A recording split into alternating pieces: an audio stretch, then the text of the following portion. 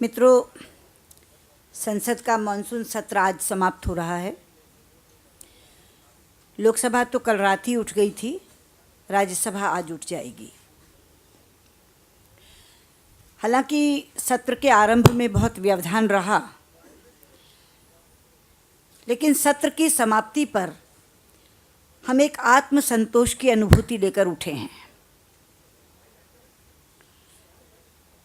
क्योंकि जो चर्चाएं हम चाहते थे वो चर्चाएं भी हम करा पाए।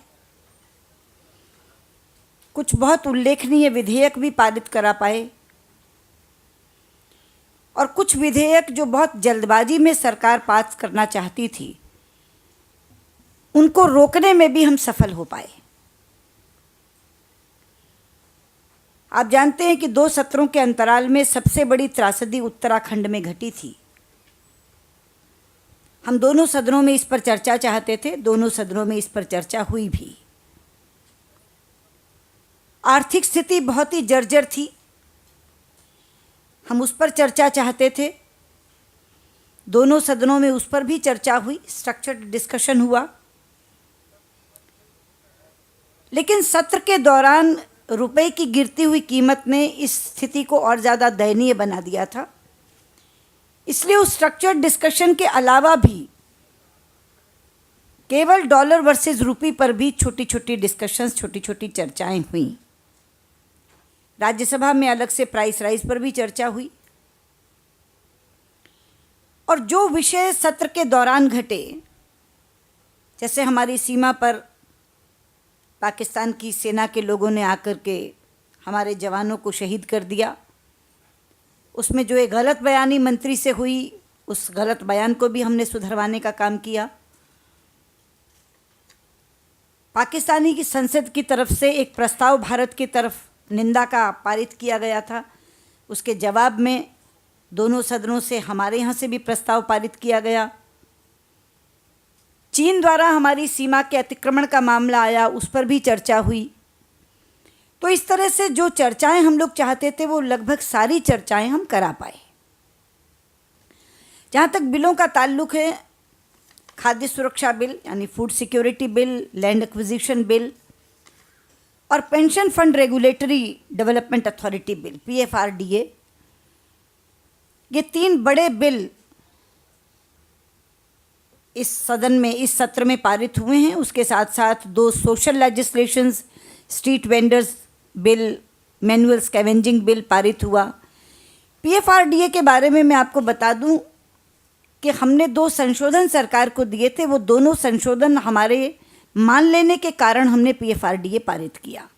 और वो संशोधन क्या थे? एक संशोधन हमारा ये था कि आप सारे पैसे को पोर्टफोलियो मैनेजमेंट में लगाएं, ये नहीं होना चाहिए। आपको एक ऑप्शन देनी चाहिए पेंशनर को, अगर वो गवर्नमेंट सिक्योरिटीज़ में अपना पैसा लगाकर अश्योर्ड रिटर्न चाहता है तो आप उसका पैसा गवर्नमेंट सिक्योरिटी में लगाएं।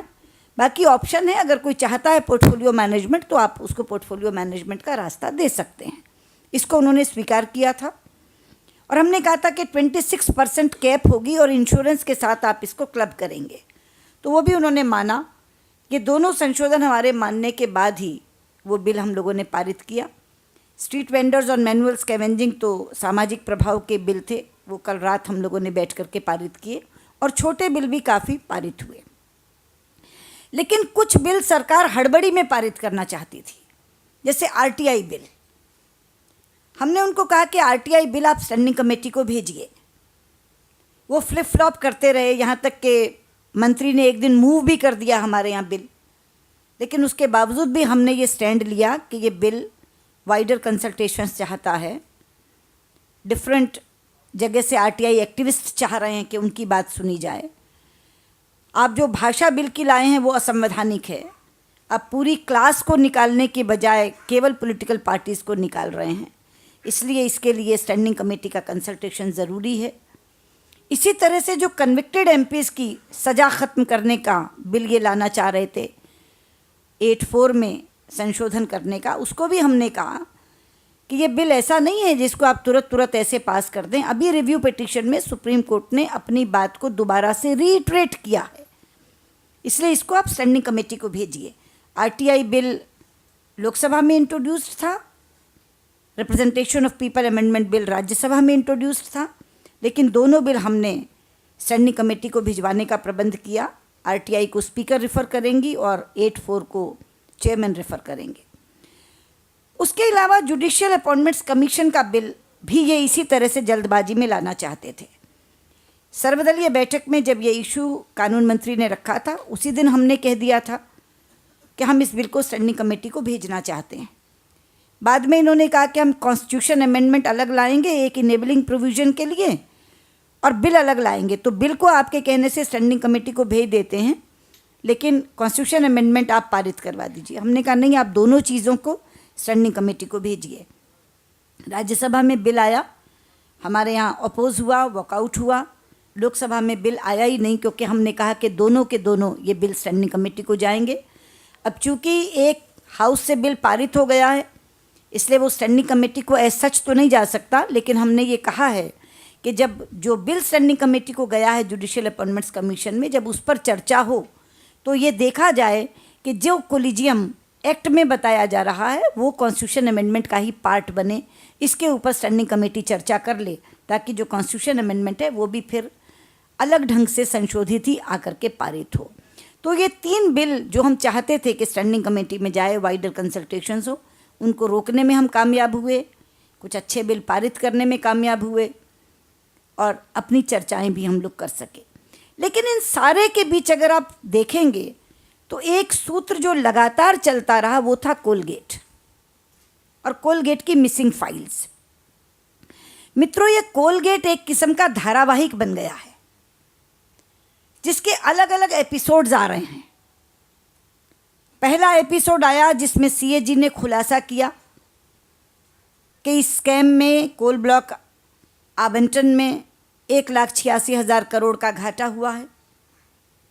दूसरा एपिसोड आया जब सीबीआई ने अपना एफिडेविट फाइल करना था सुप्रीम कोर्ट में, उसमें उस समय के कानून मंत्री ने फेरबदल करवाया तो कानून मंत्री का इस्तीफा हुआ। तीसरा एपिसोड आया जब सबसे ज़्यादा महत्वपूर्ण फाइलें डिसीजन से संबंधित, एप्लीकेशन से संबंधित वो गायब हो गई और 1-2 फाइल नहीं, 189 फाइलें गायब हो गई। और चौथा एपिसोड आया जब ये खबरें आई कि सीबीआई के एक जांच अधिकारी ने स्वयं प्रधानमंत्री को एग्जामिन करने के बारे में लिखा है, यानी पात्रों का खुलासा हुआ। ये 4 एपिसोड हैं। पहले में घोटाला, दूसरा में घोटाले पर पर्दा डालने की कोशिश, तीसरे में सबूत नष्ट करने की साजिश और चौथे में पात्रों का खुलासा। अब अगला एपिसोड कब आएगा और क्या लेकर आएगा उसका इंतज़ार है, लेकिन ऐसे लग रहा है जैसे कोलगेट एक सीरियल बन गया है, एक धारावाहिक की तरह। इसमें परत दर परत चीज़ें खुलती जा रही हैं।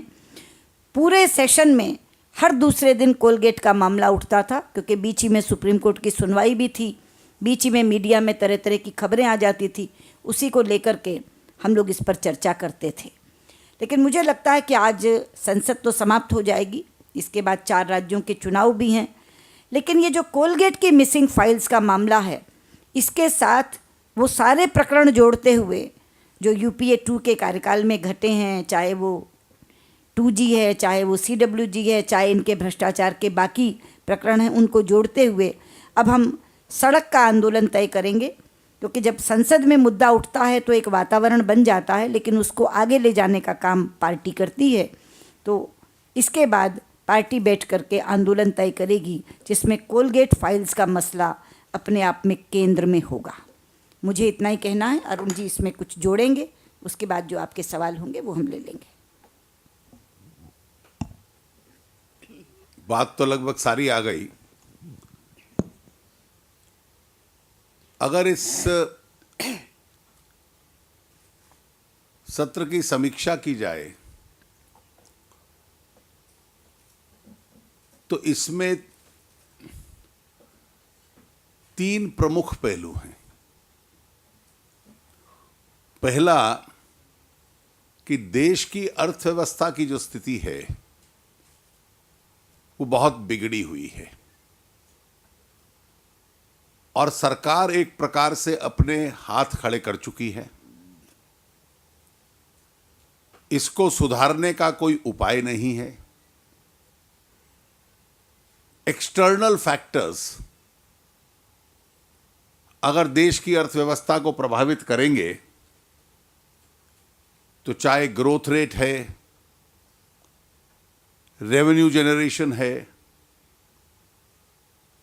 डेप्रिशिएटिंग रुपी है, ये सारे फैक्टर्स ये उसके आधार के ऊपर उसकी प्रतीक्षा कर रहे हैं। और क्योंकि बढ़ती हुई कीमतें, मैन्युफैक्चरिंग एकदम डाउन है, निवेश देश के भीतर आ नहीं रहा, देश के भीतर का निवेश बाहर जा रहा है, और इसलिए हमारे सांसदों ने दोनों सदनों में हर पार्लियामेंट्री इंस्ट्रूमेंट का प्रयोग किया कि बार बार इकोनॉमी की चर्चा हो जाए। उसमें बढ़ती हुई कीमतों का विषय भी ले लिया, डेप्रिशिएटिंग रुपी का ले लिया, एक रिलक्टेंट प्रधानमंत्री को बयान देने के लिए अर्थव्यवस्था के ऊपर मजबूर कर दिया, उनसे भी फिर स्पष्टीकरण लिए, डिमांड फॉर ग्रांट्स की बहस को उसको प्रयोग किया। तो लगभग 5-6 तरीकों से इकोनॉमी जिसका संबंध आम आदमी के साथ है, प्रमुख विपक्षी दल के नाते उस विषय को हमने फोरफ्रंट में रखा। दूसरा, सरकार की विश्वसनीयता टूट चुकी है, गिर चुकी है। नेतृत्वहीनता और भ्रष्टाचार, और अब ऐसा लगता है कि सरकार नियंत्रण में नहीं है। जो ये 5 उदाहरण कोलगेट के दिए अभी सुषमा जी ने, बार बार उसको हाईलाइट करना और एक बचाव की मुद्रा में सरकार आ जाए कि यहां कह दे कि हम कोल की फाइलों के कस्टोडियन नहीं है प्रधानमंत्री जी, या एक बयान पढ़ने के बाद तुरंत बिना उत्तर दिए बाहर चले जाएं। उससे स्पष्ट था कि कोयले के विषय का और फाइलों के गायब होने के विषय का सरकार के पास कोई जवाब नहीं है। कभी यह कह देना कि 2004 से पहले की थी। जब ये तथ्य आ गए कि 2006 और 2009 के बीच की थी तो कोई उत्तर ना देना। It's a government without credibility. जो लेजिस्लेशंस आए, जो वेलफेयर लेजिस्लेशन है, एक जिम्मेवार राजनीतिक दल के नाते हम उसका समर्थन करेंगे, लेकिन हर लेजिस्लेशन में हमने स्टैंडिंग कमेटी के माध्यम से या संसद में बहस के माध्यम से उसमें चेंजेस करवाए, और किसी लेजिस्लेशन में अगर कमजोरी थी तो वो सामने लाए। लैंड बिल का पुराना स्वरूप, स्टैंडिंग कमेटी, और उसके बाद लोकसभा से राज्यसभा आने तक, लोकसभा में कुछ चेंजेस, फिर राज्यसभा में चेंजेस, ताकि किसान का हित और किसान को मुआवजा मिले और विकास के कार्यक्रमों पे भी उसका असर ना पड़े। ये बैलेंसिंग एक्ट एक जिम्मेवार राजनीतिक दल के नाते हमने किया। पेंशन बिल का भी आपको बतलाया गया कि जितने पेंशनर्स हैं उनको ऑप्शन मिल जाए कि वो सेफ इन्वेस्टमेंट चाहते हैं या थोड़ा रिस्क लेने को तैयार हैं, वो ऑप्शन उन्हें मिल जाए। फूड बिल के संबंध में भी दोनों सदनों की चर्चा में जो क्लेम था सरकार का, उस क्लेम की जो हॉलोनेस थी, खोखलापन था, वो भी हमने सामने लाए कि ना तो आपने फाइनेंशियल आउटले बढ़ाई है, ना बेनिफिशियरीज की संख्या बढ़ने वाली है, बीपीएल को जो राशन दिया जाएगा उसमें कटौती हो जाएगी, न्यूट्रिशियस राशन नहीं है, बीपीएल को महंगे दर पे मिलेगा, जो राज्य दे रहे हैं वो ज्यादा दे रहे हैं ऑलरेडी, और इसलिए जो राज्यों की ज्यादा लाभकारी इसकी योजनाएं हैं वो चलेंगी, तो जिसको ये अपना एक बहुत बड़ी उपलब्धि मानते थे उसकी हॉलोनेस भी इस सदन के अंदर बहस के माध्यम से हमारे सांसदों ने इसको स्पष्ट रूप से सामने रखा। केवल इतना।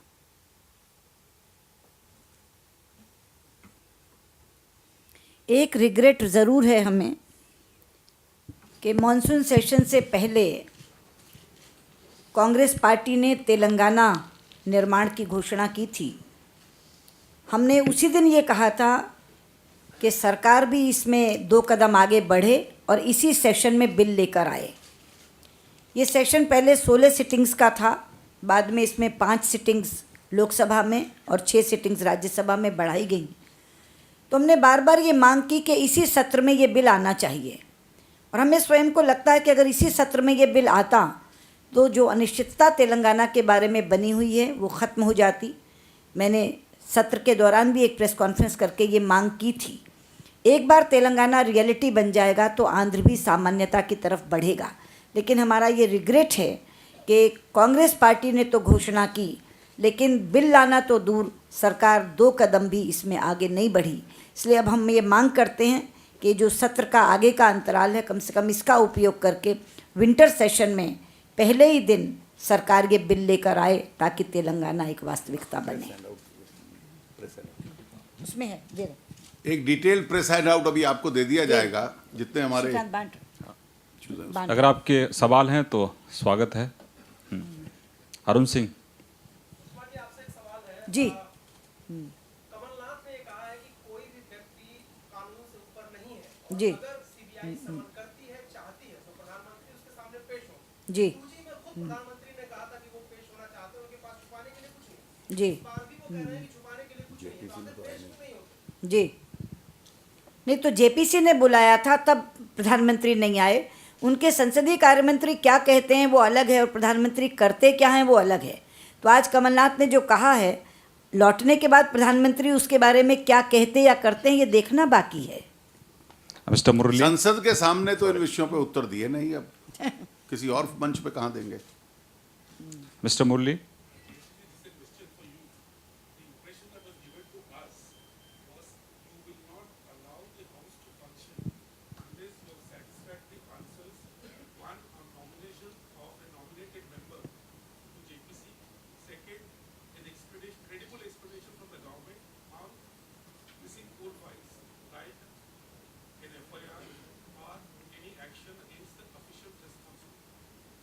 देखिए, on both these issues we didn't consider it prudent that indefinitely the session should be abandoned or disrupted. Our objective was that these 2 issues should be highlighted, both in parliament and in the media. We led the attack on behalf of the entire opposition, almost on behalf of the country, on the issue of missing files. The same issue has been taken up at least on 3-4 occasions. As far as the JPC member is concerned, we made our protest very clear on this issue. I had written to the chairman also on this subject, and we've told the ruling party also to reconsider this position, because our stand is very clear that you are fixing the numbers in the JPC so that you can eventually fix the report. One member in the JPC in its current composition matters significantly. सबसे last में पीछे। हाँ,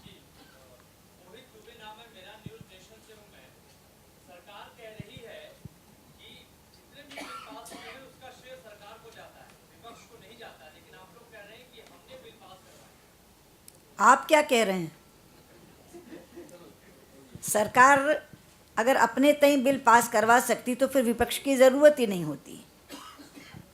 मैं आपको बता दूं, नहीं, एक ही चीज़ से आप ये समझ लीजिए, लोकसभा में साधारण बहुमत 272 का बनता है खाद्य सुरक्षा बिल और लैंड एक्विजिशन बिल हमारे वोट देने के बावजूद 216 मतों से पारित हुआ है। अब आप सोच सकते हैं कि सरकार कितनी अल्पमत में है और बिना विपक्षी सहायता के क्या वो ये बिल पारित करा सकती थी। बीजेपी का वोट देने के बाद लैंड एक्विजिशन 216 वोट से पारित हुआ है। मिस्टर और अखिलेश शर्मा, बीजेपी का विपक्ष की दल होने के नाते एक लार्जर जिम्मेवारी है। किसान को मुआवजा ज़्यादा मिल जाए, उसके हित की रक्षा हो जाए और उसके साथ साथ जो विकास की अर्थनीति है वो भी साथ साथ चलती रहे। ये जितने हमारे अमेंडमेंट स्टैंडिंग कमेटी और दोनों सदनों में हमने प्रेस किए हैं, we brought the balance to this bill. Mister Akhilesh Sharma,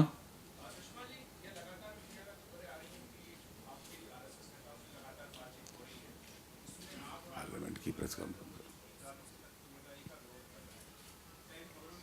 Akhilesh ji, आज की प्रेस कॉन्फ्रेंस केवल मॉनसून सत्र के संबंध में है, इसलिए संसद में जो कार्रवाई हुई उससे संबंधित आप कोई भी सवाल पूछें, मैं आज उत्तर देने के लिए राज़ी हूं, लेकिन उसके अलावा कोई प्रश्न नहीं लूँगी। तो आपकी आगे भी एक प्रेस कॉन्फ्रेंस है तो जल्दी भी। मिस्टर रविंदर, आप दोनों में से सवाल है, दोनों जवाब दे सकते हैं। आपने कहा सुषमा जी कि हमें आत्मसंतुष्टि है इस सेशन से। जी, मेरा सीधा सवाल है कि फूड सिक्योरिटी बिल और लैंड एक्विजिशन बिल, एक सोनिया गांधी का ड्रीम प्रोजेक्ट, एक राहुल गांधी का। क्या आत्मसंतुष्टि इसलिए है कि सोनिया गांधी का बिल पारित हो गया, वो फील्ड में जाएं, कांग्रेस को वोट के लिए बिल पारित कराएं, या राहुल गांधी की जो एक ड्रीम प्रोजेक्ट था, ड्रीम योजना थी, उसे पारित कराने पर आपको आत्मसंतुष्टि? जहाँ तक आत्मसंतुष्टि का सवाल है, सोनिया गांधी और राहुल गांधी किसी को अपना ड्रीम प्रोजेक्ट कहते रहें, उनसे ज़्यादा बेटर प्रोजेक्ट्स हमारी राज्य सरकारें चला रही हैं और इसलिए उनके ड्रीम प्रोजेक्ट्स की भी हमने हवा निकाल दी दोनों सेशंस में, अमेंडमेंट्स दे के और ये बता के कि जो ऑलरेडी आप कर रहे हैं उससे भी इसमें कम कर रहे हैं। लेकिन हमें आत्मसंतुष्टि इस चीज़ की है, जो तीनों चीज़ें मैंने पहले बताई कि जो चर्चाएँ हम चाहते थे वो हुई और ये बिल भी हमने रोके नहीं, वरना हम पर ये बात आती कि हम एक प्रो पुअर चीज़ ला रहे थे, एक प्रो फार्मर चीज़ ला रहे थे, बीजेपी ने रोक दी। लेकिन हमने अपने संशोधन पेश किए और अंत में ये कहा कि आप आधे अधूरे बिल पारित करवा रहे हैं, जब हम आएंगे तो इनको ठीक करेंगे, ये कहकर पारित करवाया। और 3 बिल जो वो हड़बड़ी में पारित करना चाहते थे और हम समझते थे कि वो देश हित में नहीं है, उनमें वाइडर कंसल्टेशन चाहिए, वो रोके। तो हमारी आत्मसंतुष्टि क्यों है, ये पहले ही मैंने अपने प्रारंभिक वक्तव्य में खुलासा कर दिया था। आप इसको जो चाहें सो समझें। वैसे ये ड्रीम शब्द का दूसरी बार प्रयोग हो रहा है। एक बार हुआ था 3 लोगों के संबंध में कि अर्थव्यवस्था के संचालन के लिए अब एक ड्रीम टीम आई है। उस ड्रीम टीम ने एक नाइटमेयर प्रोड्यूस किया है। अब ये ड्रीम का क्या होता है ये भी आगे देखते हैं। हमें तो अपनी जिम्मेदारी निभाने का आत्मसंतोष है कि हम जो चाहते थे, जो चर्चाएं वो चर्चाएं करवाई, बिल पारित करवाए और जो बिल रोक सकते थे, रोकने चाहिए थे, वो रोके। हमें तो आत्मसंतुष्टि इसलिए है। रामनारायण श्रीवास्तव, इस तरह से सदन को चलाने के लिए कुछ सांसदों ने निलंबित किया गया, नई परंपरा शुरू की सरकार की तरफ से, इसे कितना ठीक मानती है? देखिए, जहाँ तक सरकार का सवाल है, सरकार के मोशन का तो विरोध हुआ, ये तो स्पीकर ने नेम किया और अगर स्पीकर नेम करते हैं तो उनकी रूलिंग को आप सिवा मानने के कुछ नहीं कर सकते। लेकिन सरकार जब करना चाहती थी तो उनका मोशन का विरोध हुआ। लास्ट सवाल मिस्टर सुमित अवस्थी। सुषमा जी, मेरा सवाल आपसे है। आपने कहा कि आप केवल उन्हीं सवालों के जवाब देंगी जो मॉनसून सत्र के आज जी विषय उठे हैं। जी एक विषय और उठाया गया दोनों सत्रों में, जी, गुजरात के आईपीएस अधिकारी बंजारा के खुलासे का उनकी चिट्ठी का कोई विषय नहीं उठा कल हुआ, हंगामा हुआ, काफी देर तक दोनों सत्रों में हंगामा हुआ, बैनर दिखाए गए, आप लोगों ने उस पर चर्चा की? कोई विषय नहीं उठा। वो विषय उठना उसको कहते हैं जिसकी अनुमति मिलती है और जिस पर बोला जाता है। वो बिल्कुल विषय नहीं उठा। लोकसभा में तो उठा ही नहीं, लोकसभा में तो किसी ने बैनर भी नहीं दिखाए, लोकसभा तो चलती रही। राज्यसभा में थोड़ा बहुत हुआ, लेकिन वो भी विषय नहीं उठा। विषय उठाने की तो अनुमति ही नहीं मिली उन्हें। विषय उठाने की अनुमति मांगी है, अनुमति नहीं मिली। नहीं मिली। विकास भदौरिया। अरुण जी, आप दोनों से सवाल है मेरा। आपने कहा कि जो लैंड एक्विजिशन बिल था वो आपके सपोर्ट के बाद 216 वोटों से पास हुआ। जी, अरुण जी ने कहा कि सरकार विश्वसनीयता खो चुकी है। पिछले 4 सालों में एक भी बार अविश्वास प्रस्ताव विपक्ष नहीं लेके आया। क्यों डर रही है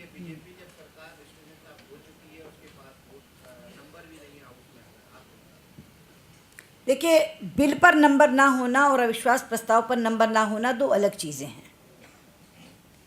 अविश्वास प्रस्ताव जब आप लेकर के आते हैं तो कहीं ना कहीं जो बाकी सांसद हैं उनमें ये लगने लगता है कि चुनाव में जाना होगा।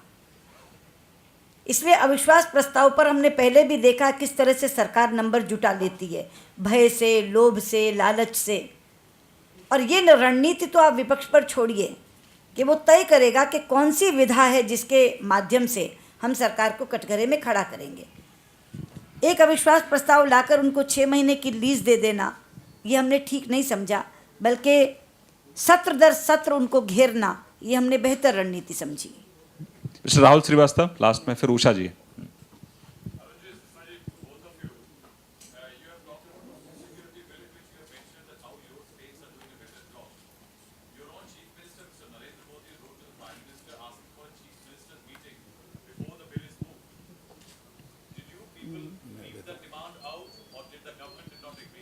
Well, if you followed the debate in both houses, we categorically said that all functions under this are to be performed by the states. Therefore, either leave the option to the states or factor in the opinion of the states. The precise objections which we raised to the food security bill in both houses are precisely the issues which both Mr. Modi and other chief ministers have raised in their letters to the Prime Minister. And therefore, between the stand of the party and what the chief ministers have been demanding, there was a complete consistency. And in Lok Sabha, I wanted that Section 38 should be negatived. I personally spoke on that and demanded the same meeting as Mr. Modi had demanded. Usha जी।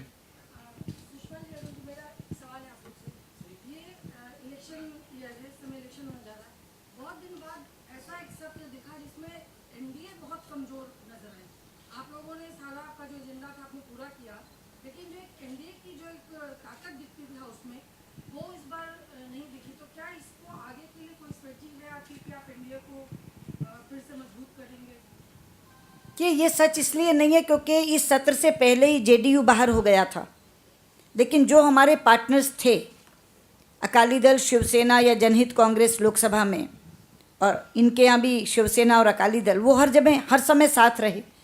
तो जदयू के बाहर हो जाने के बाद वो number आपको कम दिख रहा होगा, लेकिन वो स्वाभाविक था। मिस्टर तिवारी, वो संख्या आपको कम दिख रही होगी, लेकिन ओपिनियन पोल्स में कुछ संख्या बढ़ी हुई दिख रही है। मिस्टर तिवारी और उसके बाद मिस्टर परासर, उसके बाद।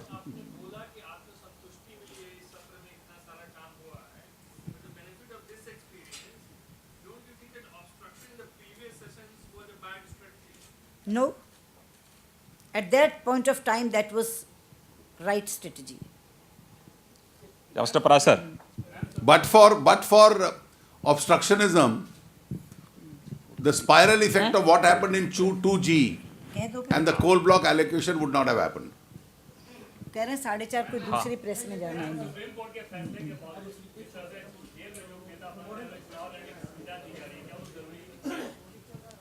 नहीं, वो तो अभी हुआ ही नहीं। कहाँ हुआ? वो तो बिल स्टैंडिंग कमेटी को गया।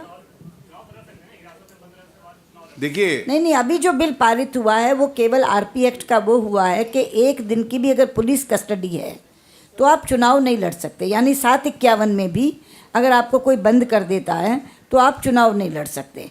और उसको रिव्यू करते हुए जजेस ने खुद कहा है कि वो गलत है। इसलिए जो बिल पारित हुआ है वो कन्विक्टेड का नहीं पारित हुआ। अगर आप एक जन आंदोलन करते हुए भी 1 दिन के लिए पुलिस कस्टडी में जाते हैं तो आप चुनाव नहीं लड़ सकते। वो बिल पारित हुआ है। बहुत बहुत धन्यवाद। Thank you very much.